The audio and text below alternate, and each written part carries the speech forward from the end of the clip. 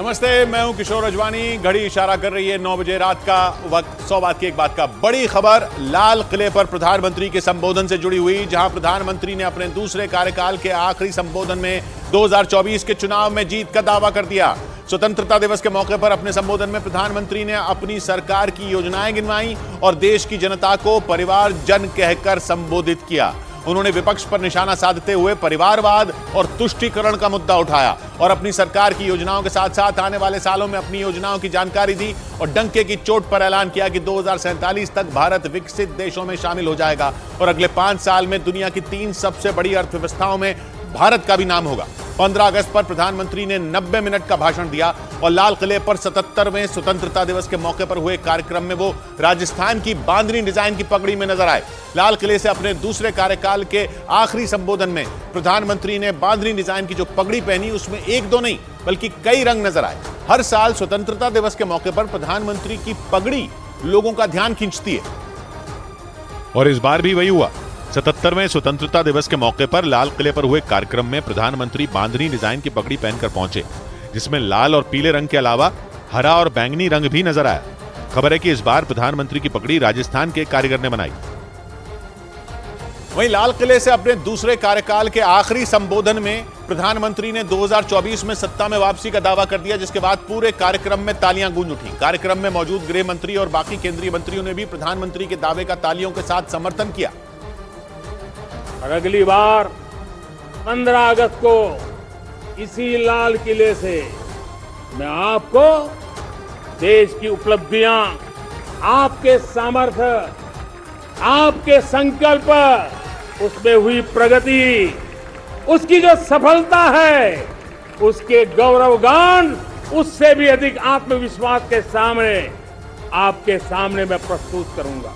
यही नहीं, लाल किले से अपने संबोधन में प्रधानमंत्री ने भारत के विकसित देश बनने का समय भी बता दिया और देश में विकास की रफ्तार का हवाला देकर डंके की चोट पर यह ऐलान किया।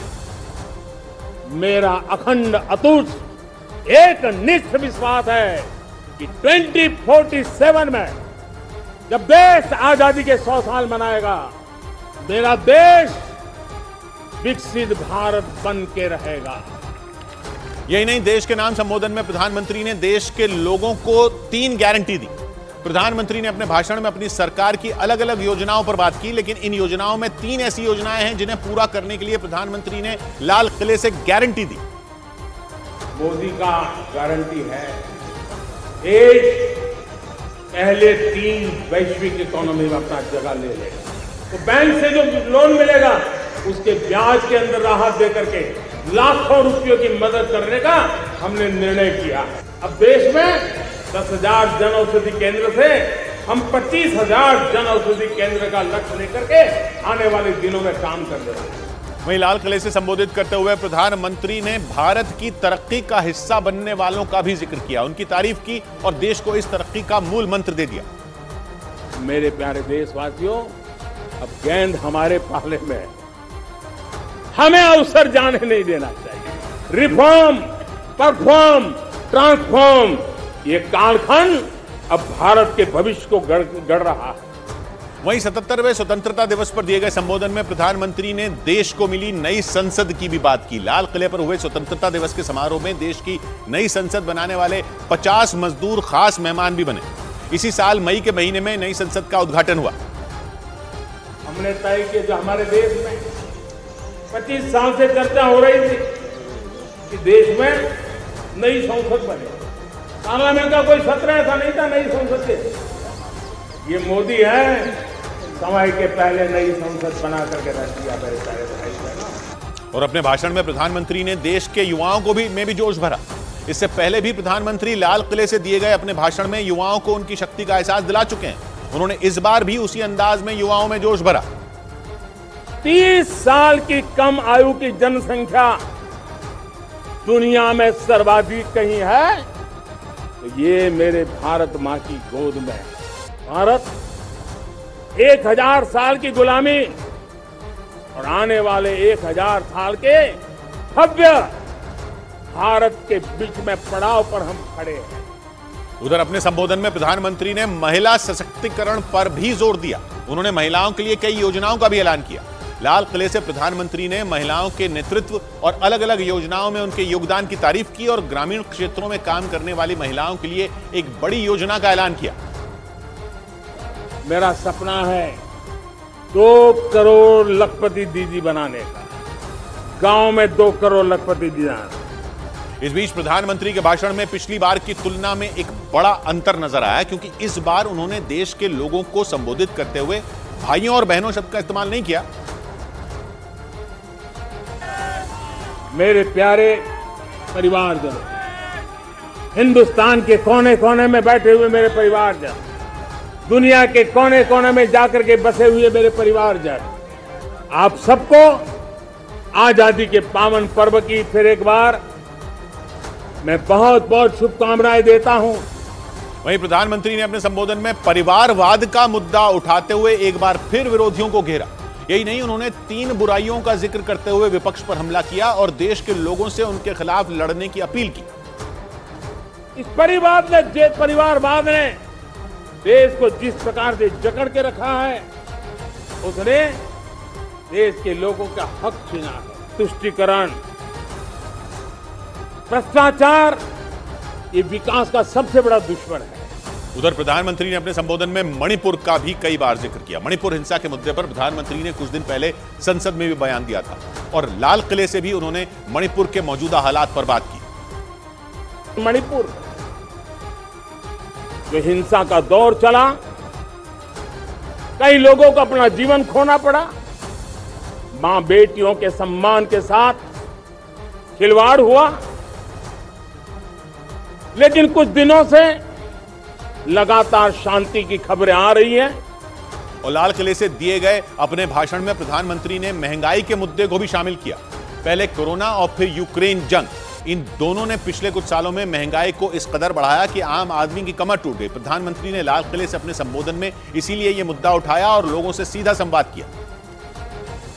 तो हमें सामान तो इंपोर्ट करते हैं, हमारा दुर्भाग्य है कि हमें महंगाई भी इंपोर्ट करनी पड़ती है, क्योंकि पूरी दुनिया को महंगाई ने जकड़ के रखा है। लेकिन मेरे प्यारे परिवारजनों, भारत ने महंगाई को नियंत्रित रखने के लिए भरसक प्रयास किए। वहीं लाल किले से देश को संबोधित करते हुए प्रधानमंत्री ने देश के सैनिकों की पीठ भी थपथपाई और दावा किया कि देश में आतंकी हमलों में कमी आई। सीरियल बम धमाके का जमाना बीती हुई बात हो गई है। निर्दोषों के जो मौत होते थे, तो बीते हुए कल की बात हो गई है। आज देश में आतंकी हमलों में भारी कमी आई है। इस बीच दिल्ली के लाल किले में हुए स्वतंत्रता दिवस के कार्यक्रम में कांग्रेस अध्यक्ष मल्लिकार्जुन खड़गे के शामिल न होने पर सियासी बखेड़ा खड़ा हो गया। लाल किले पर न पहुंचने की वजह से बीजेपी ने उन्हें निशाने पर ले लिया। हालांकि खड़गे ने कार्यक्रम में शामिल न होने की अलग वजह बताई। अगर देश के प्रमुख विपक्षी दल के नेता नहीं आते, जो राज्यसभा में नेता प्रतिपक्ष भी हैं, तो आप कुल मिलाकर कल्पना कर सकते हैं कि कांग्रेस की मानसिकता क्या है। एक तो मेरे आंखों का थोड़ा प्रॉब्लम है, तो एक दूसरा क्या है, वो मेरे को घर पर 920 को झंडा लगाना एज पर इसके प्रोटोकॉल के हिसाब से। फिर मैं कांग्रेस ऑफिस में आके यहाँ पर भी झंडा फहराना है। बड़ी खबर हिमाचल प्रदेश में आई। आसमानी आफत से जुड़ी बारिश और पहाड़ खिसकने की वजह से हिमाचल के कई इलाकों में कोहराम मच गया। शिमला से पहाड़ खिसकने की दिल दहला देने वाली तस्वीरें सामने आई। पहाड़ से आया सैलाब वहां के समर हिल इलाके में रेलवे ट्रैक को बहा ले गया, जबकि पहाड़ी के नीचे शिव मंदिर पर हजारों टन मलबा आ गया। आसमानी आफत की वजह से हिमाचल प्रदेश में अब तक 50 से ज्यादा लोगों की मौत की खबर है। राहत और बचाव के लिए एनडीआरएफ और एसडीआरएफ के साथ सेना के जवानों को लगाया गया। लेकिन इसी दौरान शिमला से दिल दहला देने वाला एक वीडियो सामने आया। वहां पहाड़ का एक बड़ा हिस्सा खिसकने की वजह से कई मकान मलबे में तब्दील हो गए। इस भयानक घटना को देखकर लोगों में दहशत मच गई और उस डरावने हादसे से वहां मौजूद लोग अपने मकानों को देखकर चीखने लगे। इस घटना का जो वीडियो सामने आया, उसमें कुछ लोग मकानों में पड़ती दरारों को देखकर चिल्लाते नजर आए। देखते ही देखते पहाड़ का एक बड़ा हिस्सा खिसकने लगा, जिसकी वजह से वहां बने कई मकान चंद सेकंड में मलबे में तब्दील हो गए। इस घटना को देख वहां खड़े लोगों की रूह कांप गई। वो लोग जोर जोर से रोने और चिल्लाने लगे। इस खौफनाक घटना को देखकर वो लोग उनमें फंसे लोगों की जान की दुआ मांगने लगे। इसके अंदर लोग तो नहीं पाए। जानकारी के मुताबिक जब यह हादसा हुआ उस वक्त वहां 3 लोग मौजूद थे। घटना की जानकारी मिलने के बाद प्रशासन की टीम पहुंच गई, जिसके बाद रेस्क्यू ऑपरेशन शुरू किया गया। उधर हिमाचल प्रदेश के कई जिलों में भारी बारिश से हाहाकार मच गया। कई जगहों पर लोगों को बाढ़ का सामना करना पड़ा, तो कुछ इलाकों में पहाड़ खिसकने से भारी तबाही हुई, जिससे मंडी के एक इलाके में कई मकान तिनके की तरह बह गए। वहां से सामने आई तस्वीर में दिखा कि पहाड़ से बारिश का पानी सैलाब की तरह नीचे आया और अपने साथ सब कुछ बहा कर ले गया। पानी की रफ्तार इतनी ज्यादा थी कि उसके सामने पक्के मकान भी नहीं ठहर सके। पहाड़ के ऊपर से सैलाब के रूप में न सिर्फ पानी नीचे आया, बल्कि बड़े बड़े पत्थर भी तेजी से नीचे गिरे, जिसकी वजह से वहां भयंकर तबाही देखने को मिली, क्योंकि उन पत्थरों की वजह से कुछ भी सही सलामत नहीं बचा। पहले तो वहां छोटे छोटे पत्थर गिरते दिखाई दिए, लेकिन बाद में बड़े पत्थर भी सैलाब के साथ बहकर कई इलाकों में पहुंच गए। गनीमत यह रही कि इस आफत को देखते हुए वहां रहने वाले लोग पहले ही अपने मकान खाली कर चुके थे, जिससे उनकी जान बच गई। लेकिन भारी बारिश से इसी तरह राज्य के कई दूसरे जिलों में भी लोगों को परेशानी का सामना करना पड़ा। इधर हिमाचल प्रदेश के मंडी में बादल फटने के बाद नदियां और नाले उफान पर आ गए, जिसकी वजह से वहां मौजूद कई मंदिर और घाट आधे से ज्यादा डूब गए। पिछले 24 घंटों से राज्य के कई हिस्सों में हो रही मूसलाधार बारिश ने वहां जमकर तबाही मचाई, जिससे लोगों का जीना मुहाल हो गया, क्योंकि पहाड़ से मलबा खिसकने से लोगों के मकानों को भारी नुकसान पहुंचा। वहां से जो तस्वीर सामने आई उसमें ब्यास नदी खतरे के निशान पर तेज रफ्तार से बहती दिखाई दी। नदी की तेज धार को देखकर ऐसा लगा कि जो भी उसके सामने आएगा वो तिनके की तरह बह जाएगा। वहीं दूसरी तस्वीर में पंचवक्त मंदिर आधे से ज्यादा डूबा नजर आया, जबकि पानी की उफनती लहरों में वहां मौजूद शिव की मूर्ति नदी में समा गई और सिर्फ त्रिशूल ही बचा रह गया। सारा मलबा नीचे आ चुका है और नदी का पानी भी काफी अधिक मात्रा में बढ़ रहा है। पहाड़ खिसकने की वजह से प्रशासन ने मंडी के कई इलाकों में चेतावनी जारी कर दी। तो वहीं हिमाचल प्रदेश के शिमला में ब्यास नदी का जलस्तर बढ़ने से महाकालेश्वर मंदिर के कपाट बंद कर दिए गए। इसी वजह से मंदिर में दर्शन करने पहुंचे श्रद्धालुओं को निराश होकर लौटना पड़ा, क्योंकि बारिश का पानी मंदिर के अंदर पहुंच गया, जिसकी वजह से महाकालेश्वर मंदिर के कपाट को बंद करना पड़ा, क्योंकि ब्यास नदी की खौफनाक लहरों ने मंदिर हो या घर हर जगह अपना कब्जा कर लिया। मूसलाधार बारिश ने वहां ऐसा कोहराम मचाया कि नदी किनारे बने कई मंदिर ताश के पत्तों की तरह ब्यास नदी में ढह गए। प्रशासन ने अलर्ट जारी करते हुए लोगों को नदी के किनारे और महाकालेश्वर मंदिर में न जाने के निर्देश दिए। वहीं हिमाचल प्रदेश की राजधानी शिमला के समर हिल इलाके में जमीन खिसकने से रेलवे ट्रैक हवा में लटक गया और वहां से उसकी डरा देने वाली तस्वीरें भी सामने आई, जिनमें एक रेलवे ट्रैक के नीचे की जमीन खिसकी हुई नजर आई। इस घटना के बाद उस ट्रैक पर रेल सेवा पूरी तरह ठप हो गई और लोगों की परेशानियां बढ़ गईं, क्योंकि वहां पहाड़ खिसकने की वजह से शिमला कालका रेलवे ट्रैक को भारी नुकसान हुआ। सामने आई तस्वीरों में रेलवे ट्रैक हवा में लटका नजर आया और उसके नीचे की जमीन गायब दिखी, क्योंकि वहां पहाड़ खिसकने की वजह से मलबे के साथ उस ट्रैक के नीचे की जमीन भी खिसक गई। बताया गया कि 120 साल पुराने इस ट्रैक को पहली बार इतना बड़ा नुकसान हुआ। शिमला कालका रेलवे ट्रैक 1898 से 1903 के बीच बनकर तैयार हुआ था। यह ट्रैक कालका स्टेशन से शिमला तक जाता है और इस 96 किलोमीटर लंबे ट्रैक पर कुल 18 स्टेशन है और इन्हीं 18 स्टेशनों में जुतोग और समर हिल स्टेशन के बीच रेल की पटरियां हवा में झूलती नजर आईं, जिनकी मरम्मत का काम शुरू कर दिया गया।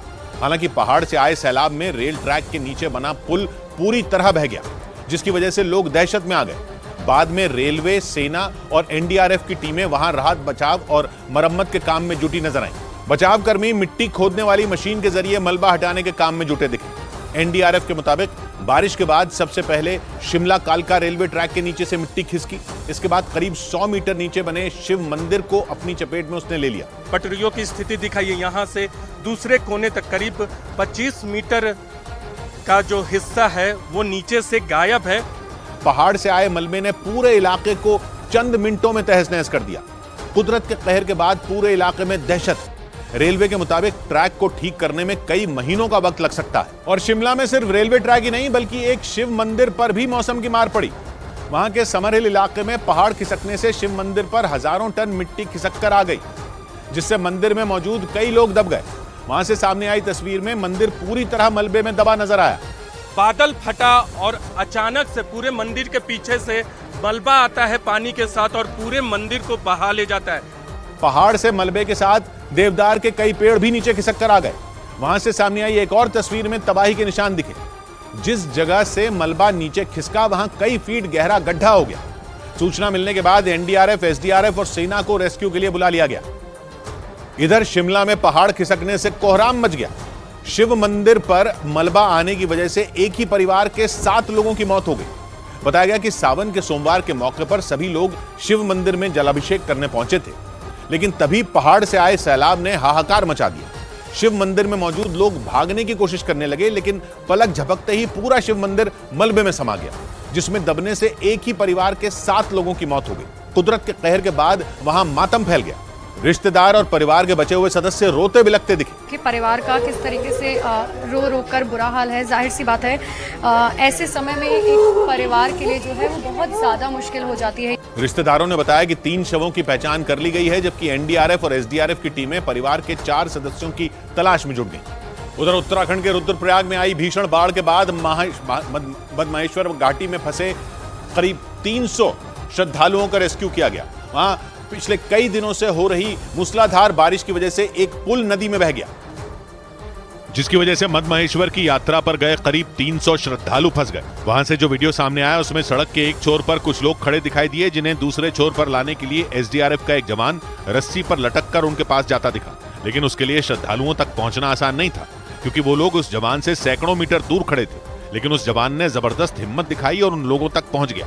कई घंटों तक चले रेस्क्यू ऑपरेशन के बाद 300 श्रद्धालुओं को सुरक्षित जगह पर पहुंचा दिया गया। उत्तराखंड में भारी बारिश से नदियों का जलस्तर बढ़ गया, जिसकी वजह से वहां मौजूद वो पुल भी बह गया। इस बीच उत्तराखंड के पौड़ी गढ़वाल से दिल दहला देने वाला एक मामला सामने आया। वहां मूसलाधार बारिश की वजह से पहाड़ का मलबा कई कैंपों में घुस गया, जिससे वहां जबरदस्त तबाही मच गई और इस मलबे की चपेट में आने से कई लोग लापता हो गए, जिसके बाद वहां चीख पुकार मच गई और आनन फानन में रेस्क्यू टीम को बुलाया गया, जो लोगों की तलाश में जुट गई। बताया गया कि जिस वक्त पहाड़ से मलबा गिरा उस समय पहाड़ के नीचे बने कैंपों में कई लोग मौजूद थे, लेकिन मलबा अचानक नीचे आने से उनके पास भागने तक का वक्त नहीं बचा और वो वहीं फंस गए। हालांकि रेस्क्यू टीम ने तुरंत लोगों को बचाने का काम शुरू कर दिया और वहां मौजूद कुछ लोग भी रेस्क्यू टीम की मदद में जुट गए। इधर उत्तराखंड के रामनगर से भी दिल दहला देने वाला एक वीडियो सामने आया। वहां भारी बारिश के बाद एक मकान ढेला नदी में गिरता नजर आया। बाद में इसका वीडियो सोशल मीडिया पर वायरल हो गया, जिसमें वो मकान ताश के पत्तों की तरह नदी में गिरता नजर आया। जो वीडियो सामने आया उसमें ढेला नदी के कटान की वजह से मकान में दरारें पड़ती दिखी। थोड़ी देर बाद मकान की ईंटें गिरने लगीं और फिर अगले ही पल पूरा का पूरा मकान ही नदी में समा गया। गनीमत यह रही कि प्रशासन ने उस मकान में मौजूद लोगों को वक्त रहते बाहर निकाल लिया, वरना बड़ा हादसा हो सकता था। ढेला नदी का जलस्तर बढ़ने से उसके किनारे बने कई मकानों को खाली कराना पड़ा। उधर दक्षिण अमेरिकी देश कोलंबिया के जंगलों में लगी आग से वहां दहशत फैल गई। बताया गया कि वहां की राजधानी बोगोता में आग की चपेट में आने से करीब 60 एकड़ जंगल जल गए, जिसकी वजह से वहां धुआं ही धुआं फैल गया। इसका जो वीडियो सामने आया उसमें दमकल कर्मी वहां रहने वाले लोगों की मदद से आग पर काबू पाते नजर आए। आग की लपटें और धुएं के गुबार की जो तस्वीरें सामने आई, उन्हें देखकर अंदाजा लगाया जा सकता है कि आग कितनी भयंकर थी। आग की वजह से फैले धुएं की वजह से आसपास के इलाकों में रहने वाले लोगों का जीना मुश्किल हो गया। बताया गया कि दमकल कर्मी लगातार आग पर काबू पाने की कोशिश में जुट गए, लेकिन तेज हवाओं की वजह से आग तेजी से जंगल में फैल गई। ऐसे में आग बुझाने में दमकल कर्मियों को काफी मुश्किलों का सामना करना पड़ा। और सिर्फ कोलंबिया ही नहीं, अमेरिका के टेक्सास का भी हाल जंगलों में लगी आग ने बुरा कर दिया। वहां के ह्यूस्टन शहर से जो तस्वीरें सामने आई उसमें चारों तरफ सिर्फ आग ही आग नजर आई, जिसे देखकर वहां रहने वाले लोगों में दहशत फैल गई। तस्वीरों में कई किलोमीटर दूर तक आग की लपटें उठती दिखी, जिसे देखकर वहां रहने वाले लोगों में दहशत फैल गई। तस्वीरों में कई किलोमीटर दूर तक आग की लपटें उठती दिखी, जिसकी वजह से वहां का तापमान बढ़ गया और वहां हर तरफ धुआं फैल गया, जिसकी वजह से आसपास रहने वाले लोगों की मुश्किलें बढ़ गईं। इसका जो वीडियो सामने आया उसमें जंगलों की आग लावे की तरह फैलती नजर आई। बताया गया कि आग पर काबू पाने की कोशिश में दमकल कर्मियों ने अपनी पूरी जान झोंक दी, लेकिन इसके बावजूद आग को बुझाया नहीं जा सका, क्योंकि तेज हवाओं की वजह से धीरे धीरे आग कई एकड़ जंगल में फैल गई, जिसकी वजह से भारी नुकसान की आशंका जताई गई। उधर फ्रांस के जंगलों में लगी भीषण आग ने भी जमकर तबाही मचाई और इसकी वजह से वहां के औंद्रे शहर में रहने वाले करीब 3000 लोगों को सुरक्षित जगहों पर पहुंचाया गया। इसका एक वीडियो भी सामने आया, जिसमें वहां के जंगलों से आग की ऊंची ऊंची लपटें उठती नजर आईं और आग के काले धुएं ने पूरे आसमान को घेर लिया। ऐसे में जहां भी नजर घूमी सिर्फ और सिर्फ आग का काला धुआं ही नजर आया। इस दौरान दमकल कर्मी आग पर पानी की बौछार करते भी दिखे। वहां से जो तस्वीरें सामने आई उनमें एक घर के पास से आग का धुआं उठता दिखा। हालांकि उस घर में कोई मौजूद नहीं था, क्योंकि आग की चेतावनी को देखते हुए उन घरों को पहले ही खाली करवा लिया गया था। बताया गया कि आग की चपेट में आने से वहां मौजूद 50 घरों को नुकसान हुआ, जबकि कई लोग बिना बिजली के रहने को मजबूर हुए। इस बीच जापान में तूफान की दस्तक ने लोगों की मुश्किलें बढ़ा दी। तूफान की वजह से वहां के तटीय इलाकों में रहने वाले 1.5 लाख से ज्यादा लोग प्रभावित हो गए, क्योंकि तूफान की दस्तक के साथ ही उन इलाकों पर खतरा मंडराने लगा। वहां से जो तस्वीरें आई उनमें समंदर में ऊंची ऊंची लहरें उठती दिखी, जिन्हें देखते हुए तटीय इलाकों में रहने वाले 1,82,000 लोगों को सुरक्षित जगहों पर पहुंचाया गया। बताया गया कि तूफान की वजह से आई आंधी और तेज बारिश की वजह से हजारों लोग बिना बिजली के रहने को मजबूर हुए। तूफान का असर वहां से उड़ने वाले विमानों पर भी पड़ा और जापान की 240 उड़ानों को रद्द किया गया, जिसकी वजह से कई लोग एयरपोर्ट पर ही फंसे रह गए।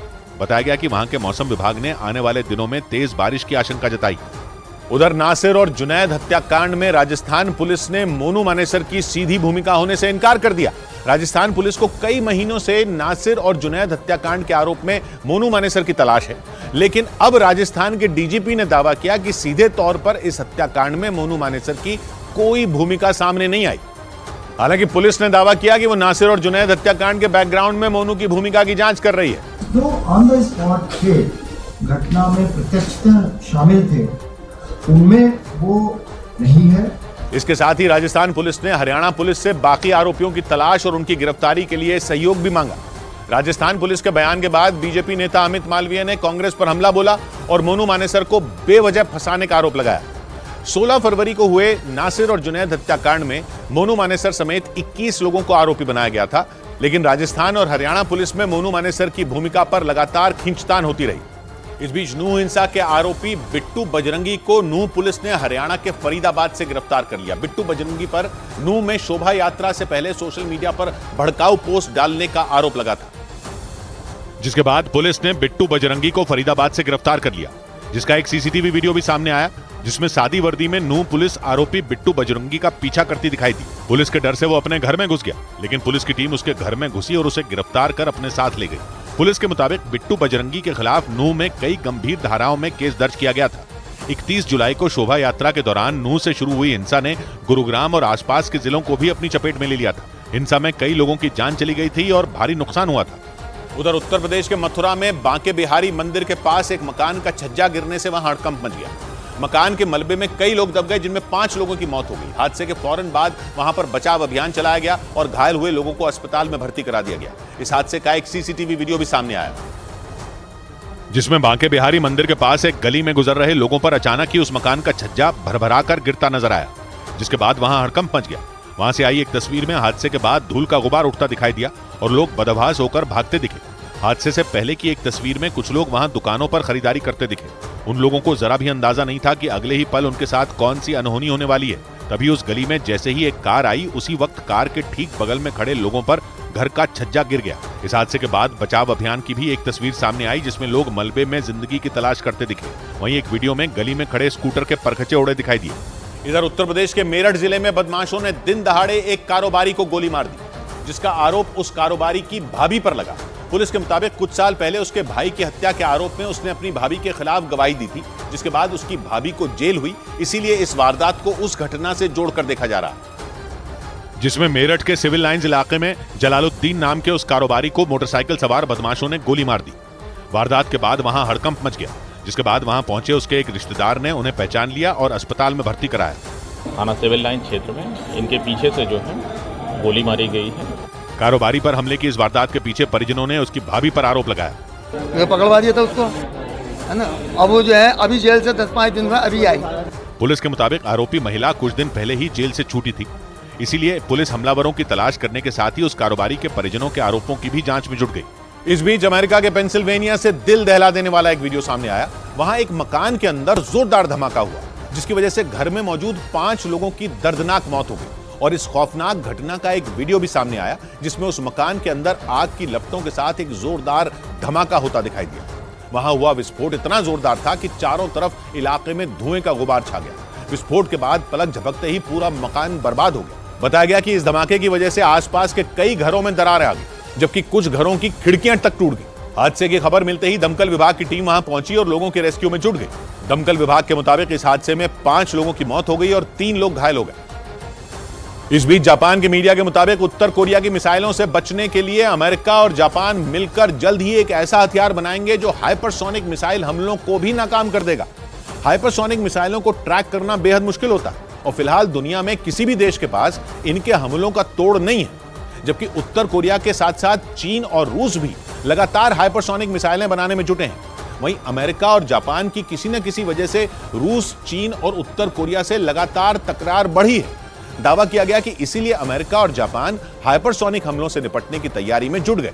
ऐसा इसलिए क्योंकि हाइपरसोनिक मिसाइलों को दुश्मन के लिए काल माना जाता है और हमले के दौरान इन्हें रेडार पर ट्रैक करना बैलिस्टिक मिसाइलों के मुकाबले बेहद मुश्किल होता है।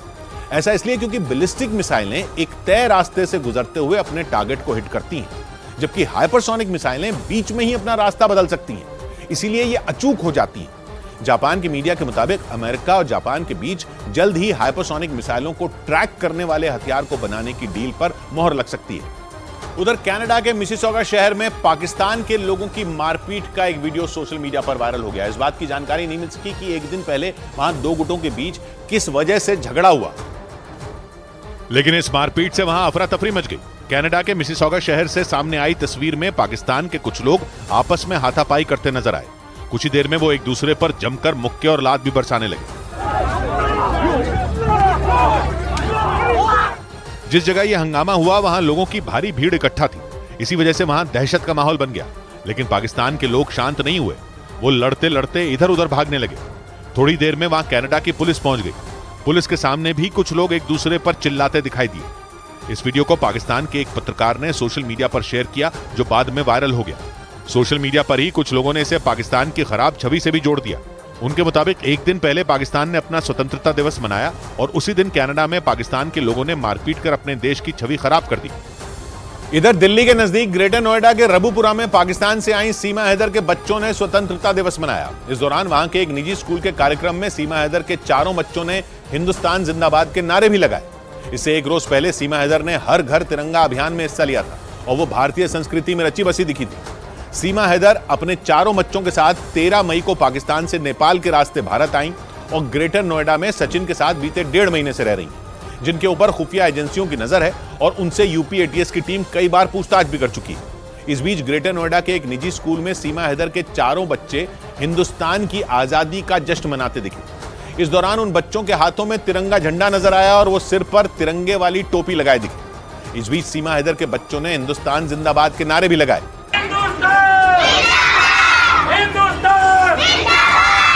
सीमा हैदर के भारत आने के बाद ऐसा पहली बार रहा जब सीमा हैदर के बच्चे किसी निजी स्कूल में दिखे। वहीं उनके स्कूल में एडमिशन को लेकर सचिन के पिता नेत्रपाल ने बताया कि उन्हें यूपी एटीएस से क्लीन चिट मिलने का इंतजार है। वहीं पाकिस्तान से भारत आई सीमा हैदर ने एक वीडियो जारी कर सबको स्वतंत्रता दिवस की बधाई भी दी और उन्होंने अपनी बात जय श्री राम कहकर शुरू की। इस वीडियो में सीमा हैदर ने सिर पर तिरंगे के रंग का दुपट्टा भी ओढ़ रखा था और उनके बगल में सचिन मीना बैठे नजर आए और इस वीडियो की शुरुआत में ही सीमा हैदर जय श्री राम कहती नजर आई और आजादी के जश्न में सराबोर दिखी। 15 अगस्त का दिन है, बहुत बड़ा दिन है, तो मैं बहुत खुश हूँ। हम मन से मना भी रहे हैं बच्चों और परिवार के साथ। वीडियो में सीमा हैदर ने बताया कि वो अपने बच्चों के साथ लाल किले जाकर प्रधानमंत्री का भाषण सुनना चाहती थीं, लेकिन उनके ऊपर जांच चल रही है, इसलिए वो वहां नहीं जा पाई।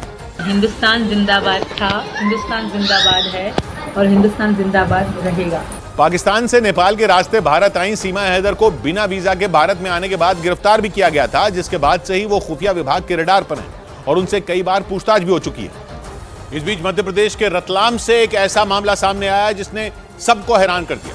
वहां एक आदमी पर अपनी पत्नी को गोली मारकर घंटों तक अपने ही घर में कैद करने का आरोप लगा। पुलिस के मुताबिक उन दोनों के बीच हुए विवाद के बाद उस आदमी ने पहले तो अपनी पत्नी को गोली मारी और फिर उसे घर से बाहर निकलने के लिए कह दिया।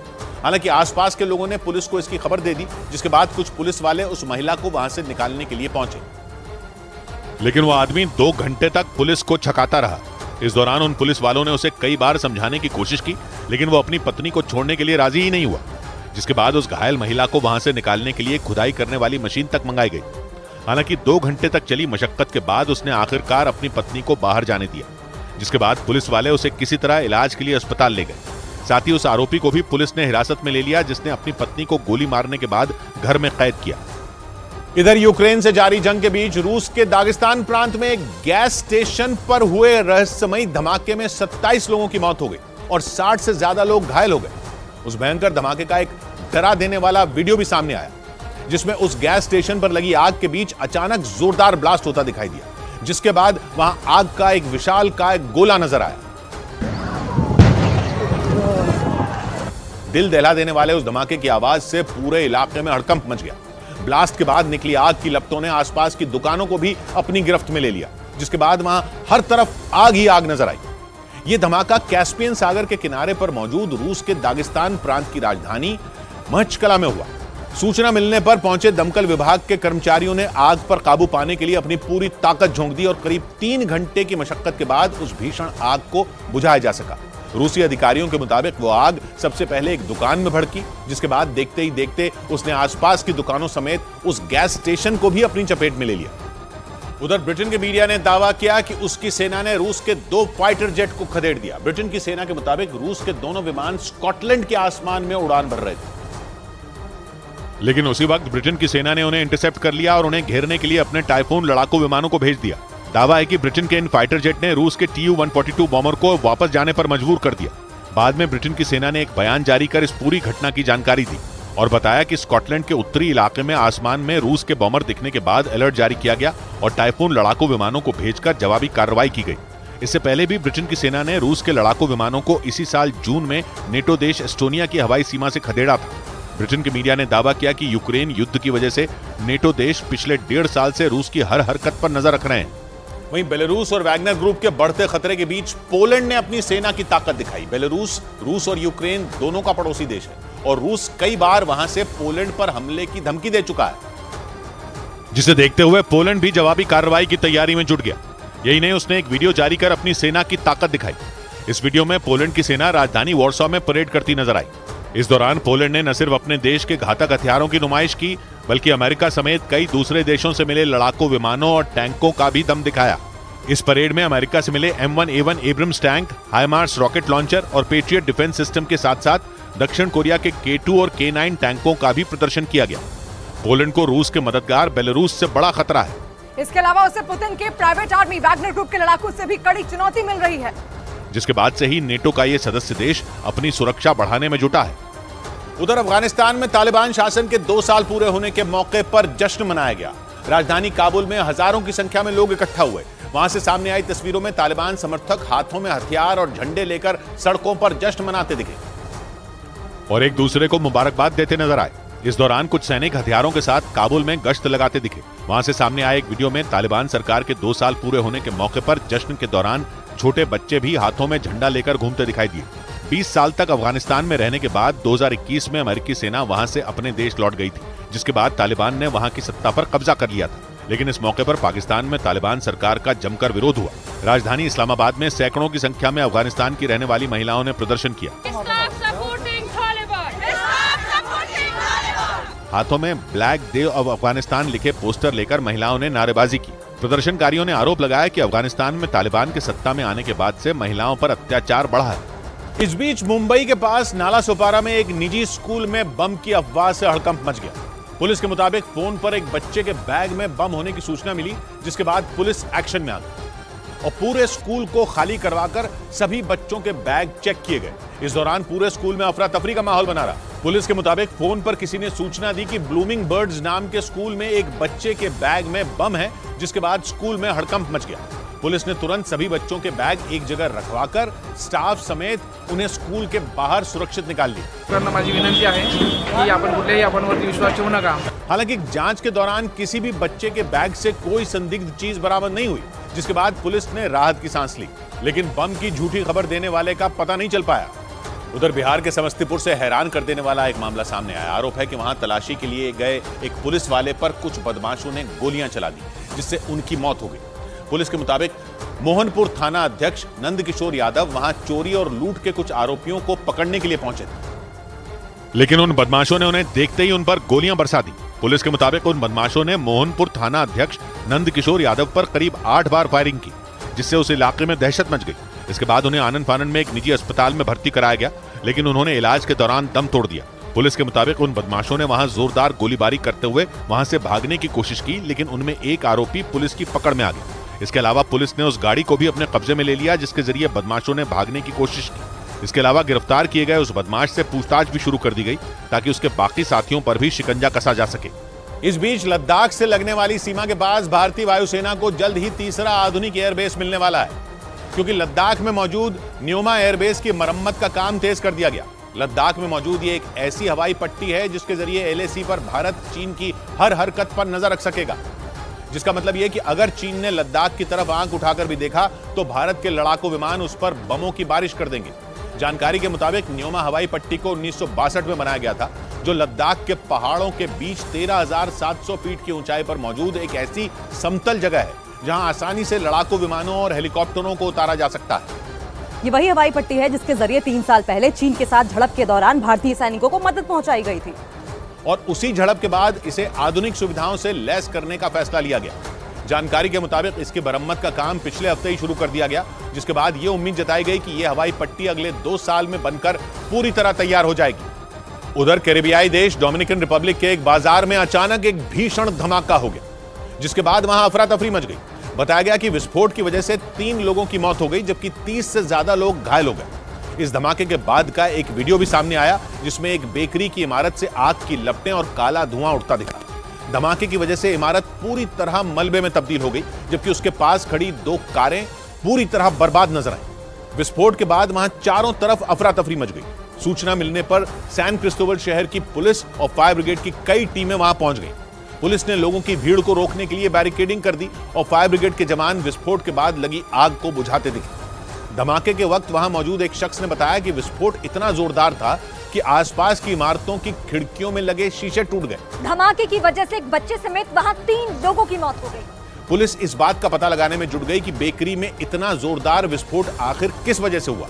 इस बीच ईरान की मीडिया ने दावा किया कि वहां की सरकार अंतर्राष्ट्रीय प्रतिबंधों के बावजूद रूस के साथ कारोबार बढ़ाएगी। ऐसा इसलिए क्योंकि ईरान पर अमेरिका समेत यूरोप के कई देशों ने सख्त पाबंदियां लगा रखी, जिसकी वजह से ईरान की आर्थिक हालत काफी खराब हो चुकी है। ईरान के मीडिया के मुताबिक वहां के supreme leader Ayatollah Ali Khamenei अपने देश की खस्ताहाल अर्थव्यवस्था को दोबारा पटरी पर लाने की कोशिश में जुटे हैं, जिसके लिए वो रूस के साथ कारोबारी रिश्ते बढ़ाने की तैयारी में है। ईरान के मीडिया के मुताबिक पिछले साल जनवरी से अक्टूबर के बीच रूस और ईरान के बीच करीब 400 करोड़ डॉलर यानी भारतीय रुपयों में करीब 32,000 करोड़ का कारोबार हुआ था। ईरान और रूस के अफसरों ने दावा किया कि 2025 तक दोनों देशों का कारोबार 750 करोड़ डॉलर यानी भारतीय रुपयों में करीब 60,000 करोड़ तक पहुंच जाएगा। हालांकि यूक्रेन युद्ध के दौरान दोनों देशों के बीच रिश्ते और मजबूत हुए। यहां तक कि ईरान पर आरोप लगा कि यूक्रेन पर हमले के लिए उसने अपने खतरनाक ड्रोन तक रूस भेज दिए। उधर रूस ने साफ कर दिया कि वो भारत को तय वक्त पर अपने महाशक्तिशाली S-400 मिसाइल डिफेंस सिस्टम की चौथी खेप सौंप देगा। सौदे के मुताबिक ये डिफेंस सिस्टम भारत को अगले साल के अंत तक मिलने। आशंका जताई जा रही थी कि यूक्रेन में जारी जंग की वजह से रूस इनकी डिलीवरी में वक्त लगा देगा, लेकिन रूस ने यह ऐलान कर दिया कि वो अपने दोस्त भारत को किसी भी कीमत पर मायूस नहीं करेगा, जिसका मतलब यह कि भारत को तय वक्त पर बचे हुए 2 S-400 मिसाइल डिफेंस सिस्टम मिल जाएंगे। जानकारी के मुताबिक भारत और रूस के बीच ऐसे 5 S-400 डिफेंस सिस्टम की डील 2018 में हुई थी। इन डिफेंस सिस्टमों के लिए भारत ने 540 करोड़ डॉलर यानी भारतीय रुपयों में करीब 45,000 करोड़ की रकम खर्च की। और तय डील के मुताबिक भारत को अब तक ऐसे 3 डिफेंस सिस्टम हासिल भी हो चुके हैं और उम्मीद जताई जा रही है कि बचे हुए 2 S-400 डिफेंस सिस्टम भी रूस तय वक्त पर भारत को दे देगा, जिनके जरिए पाकिस्तान और चीन से लगने वाली सीमा पर होने वाली घुसपैठ को रोकने में मदद मिलेगी। उधर हरियाणा के भिवानी में पुलिस ने लॉरेंस बिश्नोई के 5 गुर्गों को गिरफ्तार कर गैंग वॉर की बड़ी घटना को नाकाम करने का दावा किया। पुलिस के मुताबिक पकड़े गए बदमाशों ने स्वतंत्रता दिवस पर गैंग वॉर कर भिवानी को गोलियों से दहलाने की साजिश रची थी और यह साजिश लॉरेंस बिश्नोई के शूटर सचिन भिवानी के इशारे पर रची गई, जो गायक सिद्धू मूसेवाला की हत्या के आरोप में जेल में बंद है। पुलिस के मुताबिक जेल में बंद सचिन भिवानी ने अपने दोस्त रवि बॉक्सर की हत्या के आरोपी से बदला लेने की जिम्मेदारी इन 5 बदमाशों को सौंपी और इन्हें हथियार भी मुहैया कराए, क्योंकि रवि बॉक्सर की पिछले साल 15 अगस्त के ही दिन भिवानी में गोली मारकर हत्या कर दी गई थी। 15 अगस्त को इन्होंने अपने जो उनका टारगेट पॉइंट है उसको मारा, लेकिन मुखबिरों की सूचना पर पुलिस ने उन्हें वारदात को अंजाम देने से पहले ही दबोच लिया और 5 बदमाशों से 3 अवैध पिस्तौल समेत बड़े पैमाने पर कारतूस बरामद किए गए। पुलिस के मुताबिक पकड़े गए गैंगस्टरों में 2 भिवानी के और 3 उत्तर प्रदेश के रहने वाले हैं, जिन पर पहले ही हत्या और मारपीट समेत कई केस दर्ज हैं। गिरफ्तारी के बाद पुलिस आरोपियों से पूछताछ में जुट गई। इधर उत्तर प्रदेश के मुरादाबाद से हैरान करने वाला एक वीडियो सामने आया जिसमें कुछ लोग एक आदमी की बेरहमी से पिटाई करते दिखे। लोगों ने आरोप लगाया कि उसने एक लड़की के साथ छेड़छाड़ की, जिसके बाद वहां मौजूद लोगों का गुस्सा सातवें आसमान पर पहुंच गया और उन्होंने उस आदमी को जमकर पीटा। जो वीडियो सामने आया उसमें गुस्साई भीड़ के बीच वो आदमी घिरा नजर आया और जिसको भी मौका मिला उसने उस पर हाथ साफ कर दिए। इस दौरान वहां पास ही मौजूद एक ट्रैफिक पुलिस का जवान उसे बचाने की कोशिश करता दिखा, लेकिन लोग इतने गुस्से में थे कि उन्होंने ट्रैफिक पुलिस के जवान की भी नहीं सुनी, बल्कि उससे बहस करने लगे। हालांकि कुछ देर बाद उसने लोगों को समझा बुझाकर किसी तरह मामला शांत कराया और पिट रहे उस आदमी को भीड़ से बचाकर सड़क के किनारे बैठाया। घटना का वीडियो सोशल मीडिया पर वायरल हो गया। उधर इजराइल के कब्जे वाले वेस्ट बैंक में उसकी सेना का छापा एक बार फिर खूनी जंग में बदल गया और एक नाबालिग समेत फिलिस्तीन के 2 लोगों की मौत हो गई। इजराइल में फिलिस्तीन के चरमपंथियों के हमले बढ़ने के बाद से वो पिछले साल से लगातार उन हमलावरों की तलाश में वेस्ट बैंक में छापे मार रहा है। इस बार भी इसी मकसद से इजराइल की सेना रात को वेस्ट बैंक में घुसी, जहां उसने फिलिस्तीनियों के एक शरणार्थी कैंप पर धावा बोल दिया और फिर पूरा इलाका अंधाधुंध फायरिंग से दहल उठा। सामने आए वीडियो में पहले तो इजराइल के सैनिक वेस्ट बैंक में एक मकान में घुसते दिखे और फिर उनकी मुठभेड़ होती नजर आई। इजराइल की सेना ने दावा किया कि लड़ाई की शुरुआत दूसरी तरफ से हुई। पहले फिलिस्तीन के लोगों ने इजराइल के सैनिकों पर फायरिंग की, जिसके जवाब में इजराइल की फौज भी उन पर टूट पड़ी। इस बीच इजराइल ने दावा किया कि उसने फिलिस्तीन के चरमपंथी संगठन हमास के बहुत बड़े आतंकी हमले की साजिश को नाकाम कर दिया। इजराइल की सिक्योरिटी एजेंसी ने बताया कि उसने एक ऑपरेशन चलाकर हमास के लिए काम कर रहे 9 फिलिस्तीनियों को गिरफ्तार किया, जो कि इजराइल के कब्जे वाले वेस्ट बैंक में इजराइल की सेना पर बम धमाके और गोलीबारी करने की प्लानिंग में जुटे थे। और तो और वो 9 फिलिस्तीनी इजराइल के एक सैनिक को भी अगवा करने के फिराक में थे। इजराइल की सिक्योरिटी एजेंसी ने दावा किया कि हमास से जुड़े उन फिलिस्तीनियों की तैयारी इतनी आगे बढ़ चुकी थी कि वो हथियार जुटा चुके थे और विस्फोटक भी तैयार कर चुके थे। बताया गया कि गिरफ्तार किए गए फिलिस्तीनियों ने अच्छी खासी रेकी करने से लेकर वेस्ट बैंक में इजराइल की फौज का रूटीन भी पता कर लिया था। उधर 2 दिन पहले ईरान की मशहूर शाह चिराग दरगाह में हुए जानलेवा हमले के आरोप में 8 लोगों को गिरफ्तार कर लिया गया, मगर अहम बात यह है कि इनमें एक भी संदिग्ध ईरान का नागरिक नहीं है। पिछले साल से ही ईरान की शाह चिराग दरगाह आतंकियों के निशाने पर, तब भी उस पर आतंकी हमला हुआ था जिसमें 13 लोग मारे गए थे। और हैरानी की बात यह कि पिछले साल हुए उस हमले के आरोप में भी ईरान ने अफगानिस्तान, अजरबैजान और ताजिकिस्तान से 26 लोगों को गिरफ्तार किया था। 2 दिन पहले एक बंदूकबाज ने शाह चिराग दरगाह के परिसर में घुसकर अंधाधुंध फायरिंग कर दी थी। अब तक किसी भी आतंकी संगठन ने उस हमले की जिम्मेदारी नहीं ली। उधर रूस को अपने खतरनाक शाहिद ड्रोन देने वाला ईरान अब उससे अपना पिंड छुड़ाता नजर आ रहा है। ईरान अपने परमाणु प्रोग्राम की वजह से पहले ही पश्चिमी देशों के प्रतिबंध झेल रहा है और रूस की मदद करने की वजह से पश्चिमी देशों ने उस पर नए प्रतिबंध लगा दिए। इसलिए अब ईरान ने दावा किया कि उसने रूस से वादा किया कि वो ईरान से मिला कोई भी हथियार यूक्रेन की जंग में इस्तेमाल नहीं करेगा, जिसका मतलब यही निकाला जा रहा है कि पश्चिमी देशों के दबाव की वजह से ईरान को रूस से दूरी बनाने पर मजबूर होना पड़ा।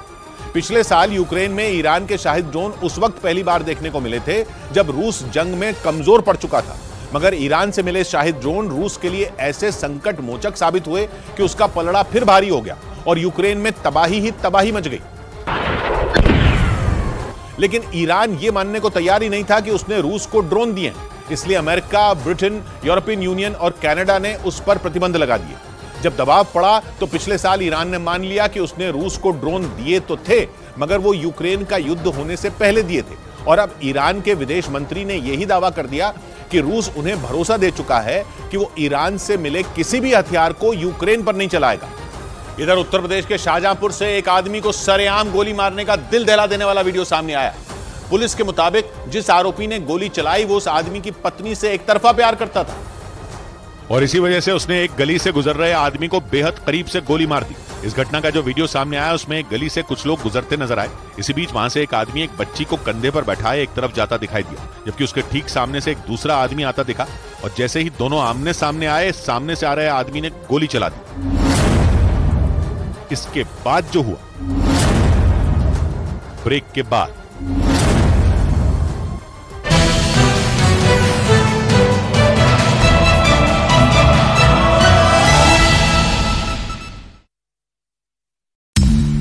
बड़ी खबर लाल किले पर प्रधानमंत्री के संबोधन से जुड़ी हुई, जहां प्रधानमंत्री ने अपने दूसरे कार्यकाल के आखिरी संबोधन में 2024 के चुनाव में जीत का दावा कर दिया। स्वतंत्रता दिवस के मौके पर अपने संबोधन में प्रधानमंत्री ने अपनी सरकार की योजनाएं गिनवाई और देश की जनता को परिवार जन कहकर संबोधित किया। उन्होंने विपक्ष पर निशाना साधते हुए परिवारवाद और तुष्टीकरण का मुद्दा उठाया और अपनी सरकार की योजनाओं के साथ साथ आने वाले सालों में अपनी योजनाओं की जानकारी दी और डंके की चोट पर ऐलान किया कि 2047 तक भारत विकसित देशों में शामिल हो जाएगा और अगले 5 साल में दुनिया की 3 सबसे बड़ी अर्थव्यवस्थाओं में भारत का भी नाम होगा। 15 अगस्त पर प्रधानमंत्री ने 90 मिनट का भाषण दिया और लाल किले पर 77वें स्वतंत्रता दिवस के मौके पर हुए कार्यक्रम में वो राजस्थान की बांधनी डिजाइन की पगड़ी में नजर आए। लाल किले से अपने दूसरे कार्यकाल के आखिरी संबोधन में प्रधानमंत्री ने बांधनी डिजाइन की जो पगड़ी पहनी उसमें 1-2 नहीं बल्कि कई रंग नजर आए। हर साल स्वतंत्रता दिवस के मौके पर प्रधानमंत्री की पगड़ी लोगों का ध्यान खींचती है और इस बार भी वही हुआ। 77वें स्वतंत्रता दिवस के मौके पर लाल किले पर हुए कार्यक्रम में प्रधानमंत्री बांधनी डिजाइन की पगड़ी पहनकर पहुंचे, जिसमें लाल और पीले रंग के अलावा हरा और बैंगनी रंग भी नजर आया। खबर है कि इस बार प्रधानमंत्री की पगड़ी राजस्थान के कारीगर ने बनाई। वहीं लाल किले से अपने दूसरे कार्यकाल के आखिरी संबोधन में प्रधानमंत्री ने 2024 में सत्ता में वापसी का दावा कर दिया, जिसके बाद पूरे कार्यक्रम में तालियां गूंज उठी। कार्यक्रम में मौजूद गृह मंत्री और बाकी केंद्रीय मंत्रियों ने भी प्रधानमंत्री के दावे का तालियों के साथ समर्थन किया। और अगली बार 15 अगस्त को इसी लाल किले से मैं आपको देश की उपलब्धियां, आपके सामर्थ्य, आपके संकल्प, उसमें हुई प्रगति, उसकी जो सफलता है, उसके गौरवगान, उससे भी अधिक आत्मविश्वास के सामने आपके सामने मैं प्रस्तुत करूंगा। यही नहीं, लाल किले से अपने संबोधन में प्रधानमंत्री ने भारत के विकसित देश बनने का समय भी बता दिया और देश में विकास की रफ्तार का हवाला देकर डंके की चोट पर यह ऐलान किया। मेरा अखंड अटूट एक निष्ठ विश्वास है कि 2047 में जब देश आजादी के 100 साल मनाएगा, मेरा देश विकसित भारत बन के रहेगा। यही नहीं, देश के नाम संबोधन में प्रधानमंत्री ने देश के लोगों को 3 गारंटी दी। प्रधानमंत्री ने अपने भाषण में अपनी सरकार की अलग अलग योजनाओं पर बात की, लेकिन इन योजनाओं में 3 ऐसी योजनाएं हैं जिन्हें पूरा करने के लिए प्रधानमंत्री ने लाल किले से गारंटी दी। मोदी का गारंटी है, देश पहले 3 वैश्विक इकोनॉमी में अपना जगह ले लेगा। तो बैंक से जो लोन मिलेगा उसके ब्याज के अंदर राहत देकर के लाखों रुपयों की मदद करने का हमने निर्णय किया। अब देश में 10,000 जन औषधि केंद्र से हम 25,000 जन औषधि केंद्र का लक्ष्य लेकर के आने वाले दिनों में काम कर रहे हैं। वहीं लाल किले से संबोधित करते हुए प्रधानमंत्री ने भारत की तरक्की का हिस्सा बनने वालों का भी जिक्र किया, उनकी तारीफ की और देश को इस तरक्की का मूल मंत्र दे दिया। मेरे प्यारे देशवासियों, अब गेंद हमारे पाले में है, हमें अवसर जाने नहीं देना चाहिए। रिफॉर्म, परफॉर्म, ट्रांसफॉर्म, ये कालखंड अब भारत के भविष्य को गढ़ रहा है। वहीं 77वें स्वतंत्रता दिवस पर दिए गए संबोधन में प्रधानमंत्री ने देश को मिली नई संसद की भी बात की। लाल किले पर हुए स्वतंत्रता दिवस के समारोह में देश की नई संसद बनाने वाले 50 मजदूर खास मेहमान भी बने। इसी साल मई के महीने में नई संसद का उद्घाटन हुआ। हमने तय किया, जो हमारे देश में 25 साल से चर्चा हो रही थी कि देश में नई संसद बने, पार्लियामेंट का कोई सत्र ऐसा नहीं था नई संसद के। ये मोदी है, समय के पहले नई संसद बना करके रख दिया मेरे सारे भाई बहनों। और अपने भाषण में प्रधानमंत्री ने देश के युवाओं को भी जोश भरा। इससे पहले भी प्रधानमंत्री लाल किले से दिए गए अपने भाषण में युवाओं को उनकी शक्ति का एहसास दिला चुके हैं। उन्होंने इस बार भी उसी अंदाज में युवाओं में जोश भरा। 30 साल की कम आयु की जनसंख्या दुनिया में सर्वाधिक कहीं है तो ये मेरे भारत मां की गोद में है। भारत 1000 साल की गुलामी और आने वाले 1000 साल के भव्य भारत के बीच में पड़ाव पर हम खड़े हैं। उधर अपने संबोधन में प्रधानमंत्री ने महिला सशक्तिकरण पर भी जोर दिया। उन्होंने महिलाओं के लिए कई योजनाओं का भी ऐलान किया। लाल किले से प्रधानमंत्री ने महिलाओं के नेतृत्व और अलग अलग योजनाओं में उनके योगदान की तारीफ की और ग्रामीण क्षेत्रों में काम करने वाली महिलाओं के लिए एक बड़ी योजना का ऐलान किया। मेरा सपना है 2 करोड़ लखपति दीदी बनाने का, गांव में 2 करोड़ लखपति दीदी। इस बीच प्रधानमंत्री के भाषण में पिछली बार की तुलना में एक बड़ा अंतर नजर आया, क्योंकि इस बार उन्होंने देश के लोगों को संबोधित करते हुए भाइयों और बहनों शब्द का इस्तेमाल नहीं किया। मेरे प्यारे परिवारजनों, हिंदुस्तान के कोने कोने में बैठे हुए मेरे परिवारजन, दुनिया के कोने कोने में जाकर के बसे हुए मेरे परिवारजन, आप सबको आजादी के पावन पर्व की फिर एक बार मैं बहुत बहुत शुभकामनाएं देता हूं। वहीं प्रधानमंत्री ने अपने संबोधन में परिवारवाद का मुद्दा उठाते हुए एक बार फिर विरोधियों को घेरा। यही नहीं, उन्होंने 3 बुराइयों का जिक्र करते हुए विपक्ष पर हमला किया और देश के लोगों से उनके खिलाफ लड़ने की अपील की। इस परिवारवाद ने देश को जिस प्रकार से जकड़ के रखा है, उसने देश के लोगों का हक छीना है। तुष्टीकरण, भ्रष्टाचार, ये विकास का सबसे बड़ा दुश्मन है। उधर प्रधानमंत्री ने अपने संबोधन में मणिपुर का भी कई बार जिक्र किया। मणिपुर हिंसा के मुद्दे पर प्रधानमंत्री ने कुछ दिन पहले संसद में भी बयान दिया था और लाल किले से भी उन्होंने मणिपुर के मौजूदा हालात पर बात की। मणिपुर जो हिंसा का दौर चला, कई लोगों को अपना जीवन खोना पड़ा, मां बेटियों के सम्मान के साथ खिलवाड़ हुआ, लेकिन कुछ दिनों से लगातार शांति की खबरें आ रही हैं। और लाल किले से दिए गए अपने भाषण में प्रधानमंत्री ने महंगाई के मुद्दे को भी शामिल किया। पहले कोरोना और फिर यूक्रेन जंग, इन दोनों ने पिछले कुछ सालों में महंगाई को इस कदर बढ़ाया कि आम आदमी की कमर टूट गई। प्रधानमंत्री ने लाल किले से अपने संबोधन में इसीलिए यह मुद्दा उठाया और लोगों से सीधा संवाद किया। तो हमें सामान तो इंपोर्ट करते हैं, हमारा दुर्भाग्य है कि हमें महंगाई भी इंपोर्ट करनी पड़ती है, क्योंकि पूरी दुनिया को महंगाई ने जकड़ के रखा है। लेकिन मेरे प्यारे परिवारजनों, भारत ने महंगाई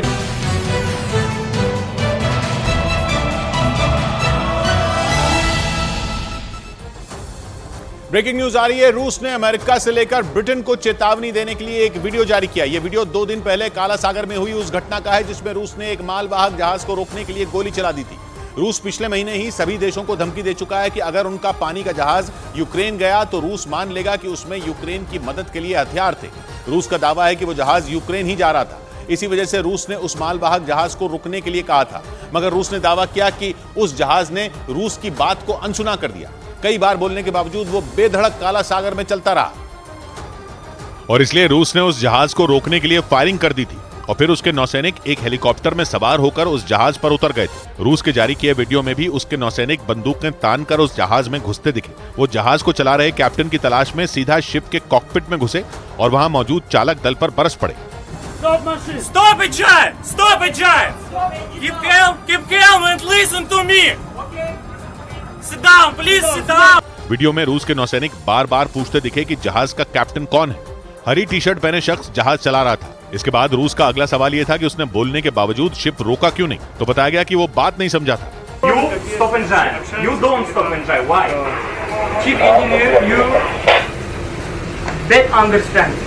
बाद में जब रूस के नौसैनिकों को पूरी तसल्ली हो गई तो उन्होंने जहाज को जाने दिया, लेकिन उस जहाज में कुछ संदिग्ध न मिलने के बाद भी शायद रूस के दिमाग से शक गया नहीं, क्योंकि यूक्रेन ने दावा किया कि रूस ने काला सागर में अपने 14 जंगी जहाज उतार दिए, जबकि काला सागर में पहले ही रूस की तूती बोलती है।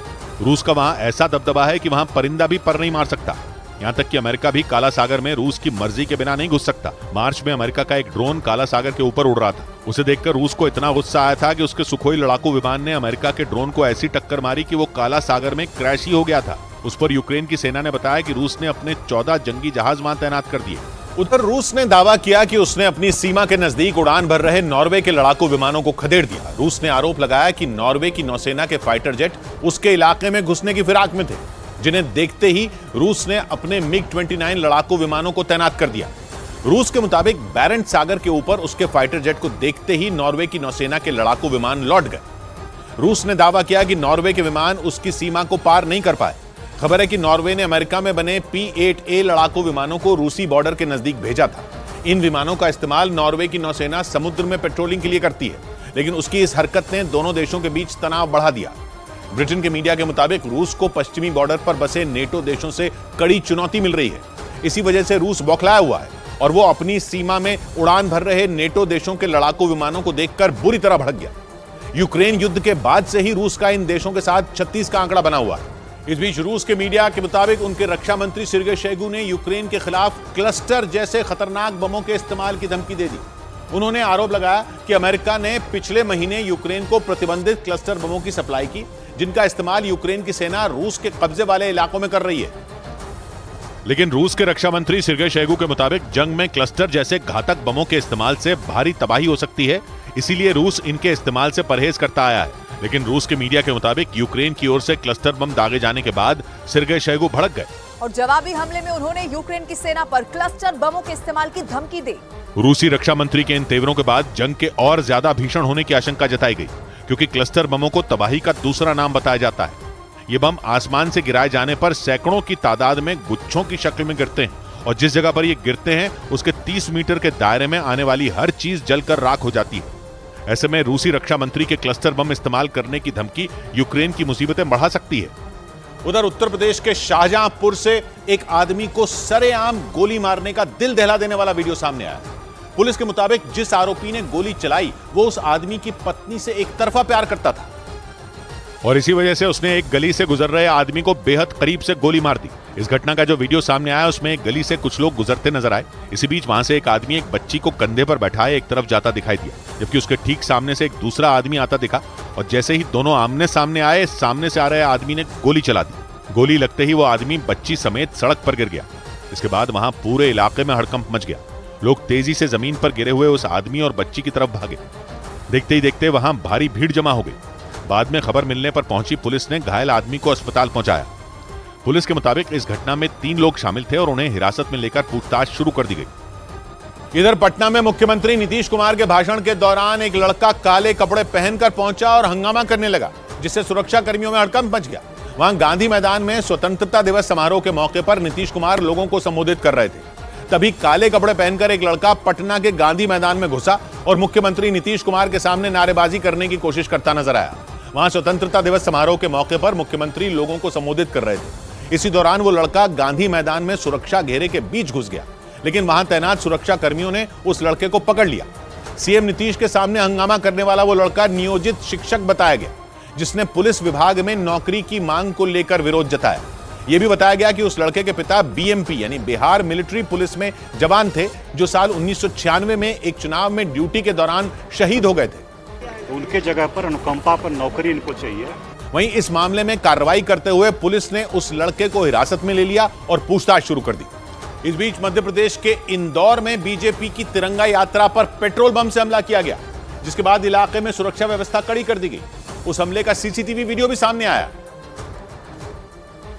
जिसमें मोटरसाइकिल सवार 3 लड़के दिखे, जिन पर आरोप लगा कि उन्होंने बीजेपी की तिरंगा यात्रा पर बम से हमला किया और फिर वहां से भाग गए। सीसीटीवी वीडियो में हमले के आरोपी तीनों लड़के मोटरसाइकिल पर सवार होकर वहां से तेजी में जाते दिखे, जिसके बाद सड़क पर दूसरी तरफ खड़े एक स्कूटर सवार ने तिरंगा यात्रा वाली गाड़ी को रोका और यात्रा में शामिल लोगों को उस गाड़ी में आग लगने की जानकारी दी, जिसके बाद वहां अफरा तफरी मच गई और सभी लोग गाड़ी से उतरकर आग बुझाने लगे। घटना के बाद इंदौर के उस इलाके में सुरक्षा के कड़े इंतजाम कर दिए गए, जिसके तहत वहां भारी सुरक्षा बल तैनात किया गया और फ्लैग मार्च भी निकाला गया। उधर यूएन की एक रिपोर्ट में यह आशंका जताई गई कि अमेरिका की एक गलती की वजह से सारी दुनिया पर खतरा मंडराने लगा। इस रिपोर्ट में यह दावा किया गया कि अमेरिकी सैनिकों ने अफगानिस्तान से निकलते वक्त नेटो के जिन हथियारों को वहां छोड़ा वो अब अल-कायदा के आतंकियों तक पहुंच गए, जिसके बाद सारी दुनिया पर खतरा मंडराने लगा, क्योंकि यूएन की इस रिपोर्ट के मुताबिक अमेरिकी सैनिकों ने जो हथियार अफगानिस्तान से जाते वक्त वहां छोड़े, उन्हें अल-कायदा के आतंकियों ने अपने कब्जे में ले लिया, जिनमें 75,000 से ज्यादा सेना की गाड़ियां और टैंक, करीब 6 लाख बंदूकें और 200 से ज्यादा लड़ाकू विमान हैं। इस रिपोर्ट में दावा किया गया कि अल-कायदा और टीटीपी ने मिलकर दुनिया के कई देशों में धमाके के इरादे से एक नई टुकड़ी तैयार कर ली, जिसमें मौजूद करीब 5,000 आतंकी उन्हीं हथियारों से लैस हैं जो नेटो के जवानों के पास मौजूद हैं। मतलब अब नेटो और अल-कायदा के पास एक से हथियार है। यही वजह रही कि यूएन ने आशंका जताई कि अमेरिका समेत दुनिया के कई देश अब खतरे के रडार पर हैं। इस बीच जापान सागर में रूस ने अपने बॉम्बर भेजकर जापान और अमेरिका की नींद उड़ा दी। पश्चिमी मीडिया के मुताबिक रूस के रक्षा मंत्रालय ने जापान सागर में अपने खतरनाक बॉम्बर भेजने के बाद उनका वीडियो भी जारी किया, जिसमें रूस के 2 बॉमर जापान सागर के ऊपर उड़ान भरते दिखाई दिए। दावा किया गया कि रूस ने अपने TU-160 और TU-95 MS बॉमर के जरिए एक बार फिर जापान और अमेरिका को धमकाने की कोशिश की, क्योंकि रूस के ये बॉमर क्रूज मिसाइल ले जाने में सक्षम है और परमाणु बम गिराने की भी ताकत रखते हैं। वहीं यूक्रेन और रूस में चल रही भीषण जंग में जापान शुरुआत से ही यूक्रेन के साथ खड़ा है, इसलिए ये माना जा रहा है कि युद्ध में यूक्रेन का समर्थन करने वाले देशों को सबक सिखाने के लिए पुतिन लगातार चाल चल रहे हैं, क्योंकि कुछ महीने पहले भी जापान सागर में रूस ने अपने घातक बॉमर भेजकर जापान में खलबली मचा दी थी। उधर पश्चिमी मीडिया के मुताबिक चीन से बढ़े तनाव के बीच ऑस्ट्रेलिया का सबसे बड़ा युद्धपोत फिलीपींस के लिए रवाना हो गया। ऑस्ट्रेलिया का वो युद्धपोत फिलीपींस और अमेरिका की सेना के साथ साथ सैन्य अभ्यास में शामिल होगा। दावा किया गया कि इस सैन्य अभ्यास के जरिए दक्षिण चीन सागर में आंखें दिखाने वाले चीन से निपटने की तैयारियों को परखा जाएगा, क्योंकि चीन दक्षिण चीन सागर को अपनी जागीर समझता है और कुछ दिन पहले ही चीन के कोस्ट गार्ड ने दक्षिण चीन सागर से गुजरते समय फिलीपींस के 2 जहाजों पर पानी की बौछार की थी, जिसकी दुनिया के कई देशों ने आलोचना की थी।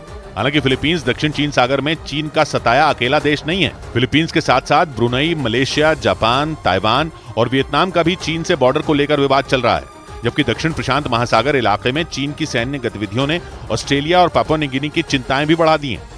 इसी बीच फिलीपींस, अमेरिका और ऑस्ट्रेलिया ने साझा सैन्य अभ्यास का ऐलान कर दिया, ताकि उस इलाके में चीन की दादागिरी पर लगाम कसी जा सके।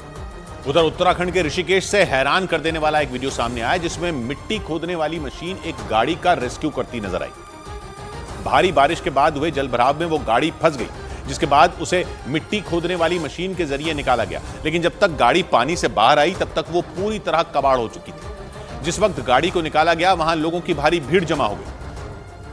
इधर हिमाचल प्रदेश के कुल्लू से 2 मरीजों को हेलीकॉप्टर के जरिए एयरलिफ्ट कर चंडीगढ़ के PGI में भर्ती कराया गया। बताया गया कि भारी बारिश की वजह से कुल्लू में नेशनल हाईवे बंद हो गया, जिसके बाद एयरफोर्स के हेलीकॉप्टर के जरिए दोनों मरीजों को एयरलिफ्ट किया गया और उन्हें चंडीगढ़ के PGI में भर्ती कराया गया, क्योंकि कुल्लू में नेशनल हाईवे बंद होने की वजह से उन्हें चंडीगढ़ ले जाना मुश्किल हो गया। ब्रेकिंग न्यूज आ रही है। हिमाचल प्रदेश में जारी आसमानी आफत से जुड़ी हुई प्रदेश में भारी बारिश से मचे हाहाकार को देखते हुए वायुसेना के बाद सेना के जवानों को भी रेस्क्यू ऑपरेशन में उतार दिया गया। सेना के जवान शिमला, फतेहपुर और कांगड़ा समेत कई दूसरे जिलों में राहत और बचाव के काम में जुटेंगे। राज्य में पहले से ही NDRF और SDRF की कई टीमों ने मोर्चा संभाल रखा है। कई जिलों में हालात इतने बिगड़ चुके हैं कि वहां जल्द से जल्द मदद पहुंचाने की जरूरत है। संदीप बोल हमारे साथ जुड़ रहे हैं। संदीप, और क्या पता चल रहा है? किशोर, कल शाम को हिमाचल सरकार की तरफ से रिक्वेस्ट आई थी और मदद मांगी गई थी। उसके बाद से हिमाचल में राहत काम के लिए सेना ने अपने रिलीफ जो टुकड़ियां हैं उनको तैनात कर दिया गया है। फिलहाल जो जानकारी है उसके मुताबिक शिमला, फतेहपुर, इंदौरा और कांगड़ा जिलों में इनको तैनात किया गया है। खास बात यह है कि स्पेशल इंजीनियरिंग टास्क फोर्स जो है उनको चंडीगढ़ से इंडियन एयरफोर्स के चिनूक हेलीकॉप्टर्स के जरिए वहां भेजा गया है। साथ ही हेलीकॉप्टर्स से बड़े जो डोजर हैं या जो उनको भी वहां पे भेजा गया ताकि राहत बचाव का काम और रोड को आसानी से खोला जा सके। तो उसके लिए अब सेना यानी एयरफोर्स और आर्मी जो है पूरी तरीके से युद्ध स्तर पर राहत बचाव के काम में जुट चुकी है हिमाचल में। इस बीच मध्य प्रदेश के धार में एक भीषण सड़क हादसा हुआ, जिसमें एक व्यक्ति की मौत हो गई जबकि 40 लोग घायल हो गए। बताया गया कि कर्मचारियों से भरी एक बस को पीछे से एक ट्रक ने जोरदार टक्कर मार दी, जिसकी वजह से यह भीषण हादसा हुआ और कर्मचारियों से भरी वो बस पलट गई। भीषण सड़क हादसे के बाद वहां चीख पुकार मच गई, जिसके बाद आसपास के लोगों ने आनन फानन में उन कर्मचारियों को बस से बाहर निकालना शुरू किया और इलाज के लिए पास के अस्पतालों में भिजवाया। इस बीच हादसे की सूचना पर रेस्क्यू टीम के साथ पुलिस भी वहां पहुंच गई और लोगों की मदद से घायलों को बाहर निकाला। हादसा इतना भीषण था कि वो बस पूरी तरह से तहस नहस हो गई और उसमें फंसे लोगों को निकालने के लिए मशक्कत करनी पड़ी।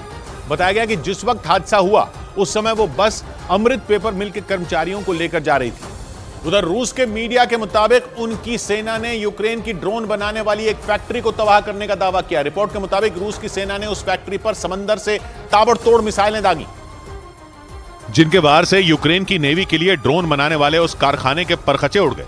दावा किया गया कि रूसी हमले में उस कारखाने को इतना ज्यादा नुकसान पहुंचा कि वहां ड्रोन का उत्पादन दोबारा शुरू करने में महीनों का वक्त लग जाएगा।